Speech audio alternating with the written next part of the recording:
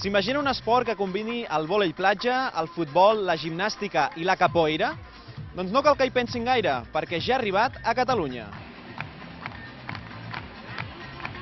És el Bossabol i s'ha presentat aquest matí al Club Natació Barcelona, que organitzarà els primers tornejos a Catalunya.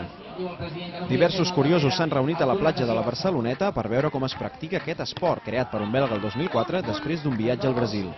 Ahí observé por la tarde las playas, en las playas los deportes que hacen los brasileños, el fútbol, el vóley playa, también vio la capoeira, la verdadera capoeira, y observé al final de los 90 la popularidad del vóley playa, y luego lo he juntado con el deporte número 1, que es el fútbol, también para mí.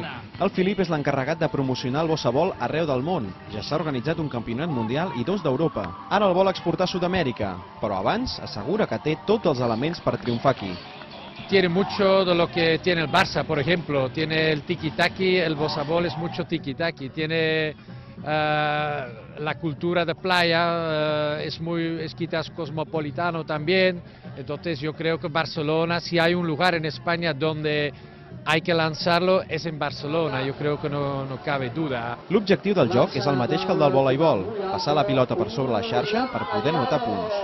Si cau dins de la zona del llit elàstic són 3 punts, si no, 1. Cada equip té un màxim de 6 tocs al seu propi camp i els jugadors poden tocar la pilota una sola vegada amb la mà o 2 de consecutives amb qualsevol altra part del cos.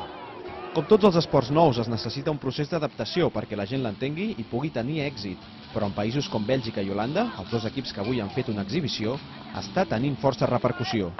En Holanda tenemos 10 clubes con este deporte sobre 10 ciudades en Holanda, por ejemplo Ámsterdam y Utrecht y Nijmegen son ciudades muy grandes en Holanda y hemos un deporte muy grande en Holanda. El Club Natació Barcelona organitzarà el primer torneig els dies 10 i 11 de març i serà una bona ocasió per veure les piruetes dels més experts i dels nouvinguts del bossabol, que, qui sap, es pot convertir en l'esport de moda del segle XXI.